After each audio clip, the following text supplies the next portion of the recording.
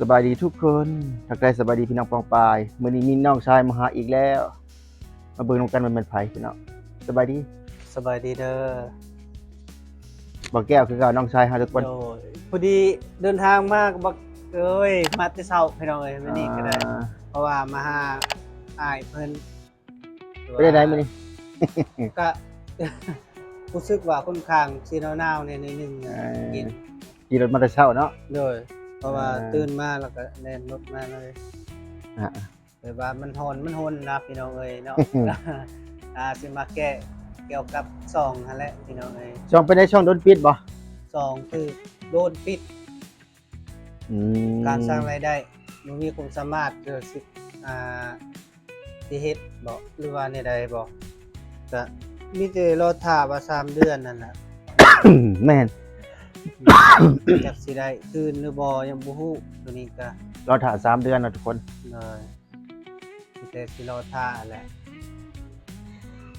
ตอนนี้เฮาก็เฮ็ดให้อุทธรณ์ช่องให้น้องชายเลยทุกคนบ่ว่าจะเป็นอุทธรณ์เป็นคลิปหรือว่าอุทธรณ์เป็นอันนั้นเนาะ2-3เทื่ออุทธรณ์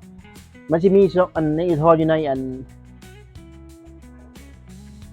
โทรศัพท์กับผ่านคลิปนะพี่น้องลงคลิปเฮ็ดคลิปแล้วก็ส่งลิงก์คลิปอุทธรณ์ให้ทาง YouTube เนาะคลิปที่ว่าเกี่ยวกับว่า YouTube ตัดสินใจพลาดแต่ส่งไปแล้วเพิ่นก็บ่ผ่านได้ง่ายๆครับพี่น้องบ่ผ่านผิดเรื่องผิดกฎอันชุมชนพี่น้องเรื่องถ่ายคลิปกับเด็กน้อยหลายเกินไปต่างๆนะพี่น้องเนาะกฎชุมชนคน YouTube คุมมื้อนี่ก็แก้ไขยากเด้ทุกคนบ่รอ90วันถ้าว่ากรณีว่าวิธีการก็คือแก้ไขคลิปทุกคนนะการอุทธรณ์การแก้ไขอันวิธีการแก้ไขของYouTube โดยปิดสรายได้เนาะคือ1คือลบคลิปเราต้องไปฮู้ว่าคลิปเฮาคลิปใดมันผิดเนาะเกี่ยวกับเด็กน้อยลบออกสินะพี่น้องลบออกเนาะหลังจากผ่าน90วันเราจังสมัครใหม่ได้ประมาณนี้เนาะการแก้ไขนี่ก็ยากเลยพี่น้องบางช่องทำคลิปหลายเป็นพันเนาะคนที่รับแก้ไขก็ต้องได้นั่งเบิ่งคลิปแต่ละคลิปทุกคนบางคนก็สิบ่มีเวลานั่งเบิ่งคลิปแล้วบางทีเลยก็ใช้วิธีการลบทิ่ม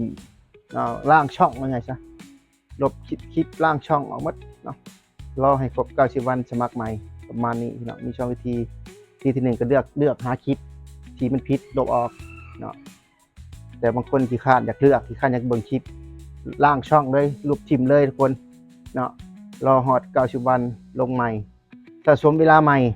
พี่น้องเพราะว่าถ้าลบคลิปแล้วมันเวลามันสิหายเลยทุกคน 4,000 ชั่วโมงเนาะบางคนก็ FC ลาอยากรักษา FC ไว้จังซี่นะเป็นล้าน2ล้านบางคนเนาะลบคลิปทิ้งเนาะลบคลิปทิ้งแล้วก็ลงคลิปใหม่สะสมคลิปสิพี่น้องสะสมเวลาใหม่แล้วง่ายๆซะส่วน FC ก็ยังคือเก่าเนาะแต่ว่า FC แนวเน้นก็ FC มาเบิ่งคลิปให้ใหม่ก็สามารถมีโอกาสนะพี่น้องบ่แม่นว่าสามารถได้มีโอกาสที่สิมัก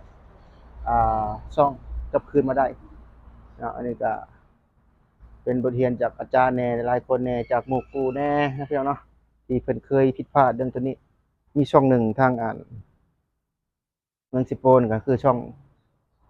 ดังช่องหนึ่งได้พี่น้องเพิ่นเคยใช้บุญนี่แหละเพิ่นเคยเจอแบบนี้มาก่อนเพิ่นก็เคยเอามาเตือนในเฮ็ดคลิปเอามาเตือนยูทูบเบอร์ใช้บุญเนาะ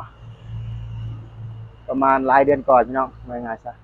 ก็กลับมาได้แต่เพิ่นบ่ได้ลบคลิปทิ้งหมดเพิ่นเลือกคลิปที่ว่ามันผิดกฎลบออกเนาะอย่างนั้นเนาะเลือกคลิปที่ผิดกฎลบออกเนาะมันเตือนมาแบบใดเฮาก็ไปหาคลิปแบบนั้นสมมุติว่าเรื่องเด็กเตือนเรื่องอีหยังต่างๆลิขสิทธิ์สมมุติว่าลบคลิปลิขสิทธิ์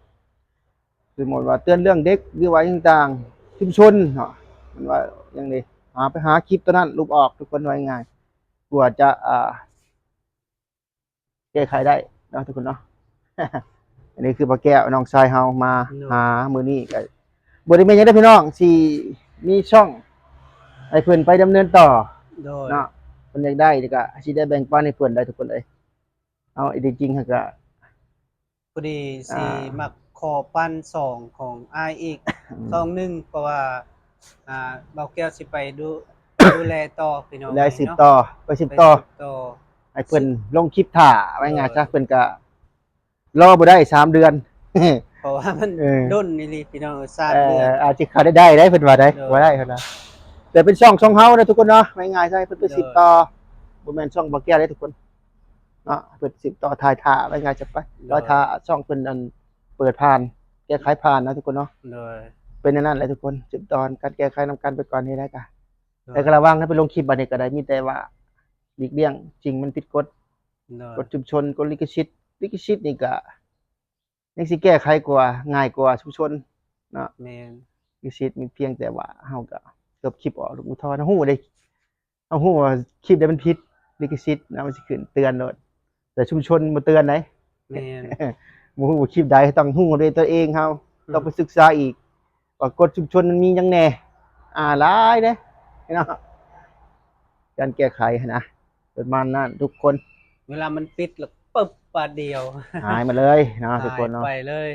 ก็มีแต่ว่า จนบ่มีอารมณ์ ตอนนี้ก็อุทธรณ์ให้น้องชายแล้วทุกคนเนี่ยมันแจ้งมาแล้วบ่ผ่านเรื่องราวในนั้นได้ แต่อุทธรณ์ไปแล้วบ่ผ่านก็คือคำว่าพี่น้อง1ลบคลิปที่มันผิดกฎออก แต่เฮาบ่ฮู้ว่าลบคลิปเป็นคลิปใดลบทิ้งล้างช่องนะผ่านไป90วันลงคลิปใหม่นะลงคลิปใหม่แล้วก็ คันส จั ม ง มุติว่าเฮาล้างซองนั้นมันจะ ได้ คืนบ่ ก็คือคลิปมันผิดกฎมันออกก็ดิ เวลาเฮาลงคลิปมันเรื่องเงินมันก็ขึ้นบ่หรือว่า เรื่องเงินนี่ก็คันเฮาแก้ไขผ่านมันก็สิคืนมาว่าไงเงินซะเนาะสมัครเวลามันผ่านหั้นนะง่ายๆซะ เพ ส ราะ มัค ว่าร ใหม่ มีเงินก็ มันสิขึ้นช่องให้สมัครใหม่ อยู่ใน ถ้าว่าง่ายๆ YT ก็หลายล้าน Studio เติบได้เนาะ ราย เดื ได้ อนหลายล้าน มีช่องใหม่เด้อติดตามว่าเป็นช่องใดติดตามอีกภายหลังทุกคนสิบอกชื่อช่องนำตำลังนะทุกคนตอนนี้ก็ยังบ่ทันบอกเลยทุกคนเด้อติดตามอยู่ช่องบ่แก้วคือเก่านะทุกคนเนาะ โดย ประมาณนี้นะทุกคนนะ โดย คลิปของเฮา ดี เดี๋ยวสิเอาช่องเข้าให้น้องชายก่อนทุกคนเดี๋ยวจะหน่อยจังสิมาเจอกันอีกบัดหนึงทุกคนช่องใหม่เพิ่นแต่ว่ายังบ่ทันซื้อไปเซ็นดอกทุกคนเอารอให้เงินอีกในช่องใหม่ของเพิ่นที่เฮาตั้งให้เขาเอเซนก่อนในวันที่11เดี๋ยวจึงเสือมเอเซนใหม่เอเซนที่ว่าเอาให้นี่เนาะช่องตัวนี้ไปดำเนินนี่เนาะอีกบัดหนึงต้องรอจังหวะพี่น้อง YouTube ให้ YouTube ต้องใจเย็นพี่น้องเห็นมันยังยืนเห็นใจเย็นนะใจฮอดบ่ได้เด้ เอาเองก็เย็นแล้วหลายปีเห็น YouTube มาหลายปีวิวบ่ขึ้นบ่ไปยังพี่น้องก็แต่มีหมู่กูได้มาหานุ่งๆมาแบบสิแหละพี่น้องก็ยังฮู้จักเฮาผ่านคลิปได้ดีนะถึงเฮาสิบ่ดังก็ได้พี่น้องเอ้ย นะอ่ะเดี๋ยวสิเอาช่องให้น้องชายก่อนทุกคนตอนนี้เฮาได้เอาช่องใหม่ให้น้องชายเลยทุกคน โดย เป็นช่องเฮาเองนะทุกคนบ่แม่นช่องน้องชายเด้บ่แม่นช่องของน้องชายเป็นช่องของเฮาเองช่องของสายลมตินจิโนเลยมอบให้เพิ่นไปดูแลต่อแล้วทุกคนเนาะ โดย มีอย่างต่างๆแหละเนาะทุกคน ซื้อ ได้ไป ซอง สิต่อ เบิ่ง สีช่องยังสิเปลี่ยนอยู่บ่อันนี้เป็นสีช่องเก่าของอ้ายเด้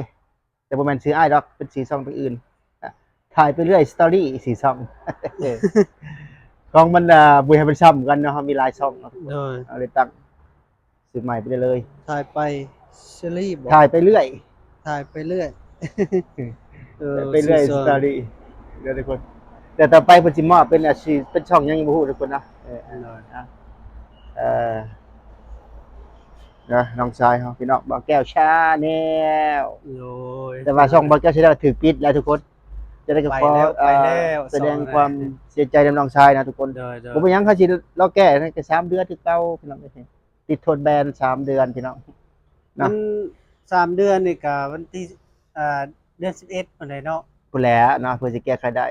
บางคนก็มีแต่หาช่องใหม่มาดูแลมาดำเนิน 10เดือน10 อืม ประมาณเดือน10 แม่น ขนาดมันจะขึ้นนะอันบ่ขึ้นก็จักสิว่าในใดแหละมีแต่ทิ่ม เอ อย่าง อ เดียว แต่ทิมแต่ว่าคันบ่ได้ทิมก็มีแต่ว่าให้ลงคลิปไปเรื่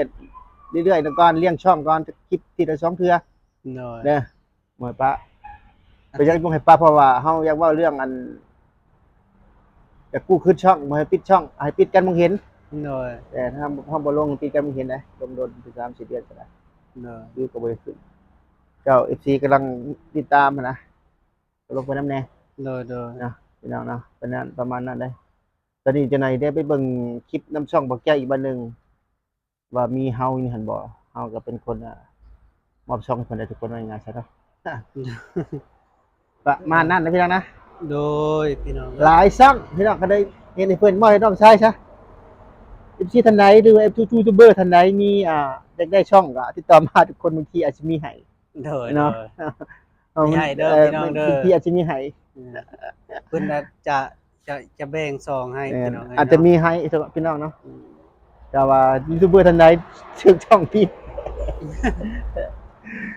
ช่องถึงปิดสอนรายได้ทุกคนสำหรับคลิปนี้ก็สิซัมมี่ทุกคนบ่แก้วกับเฮาก็สิอำลาพระจากไปก่อนพบกันใหม่คลิปหน้า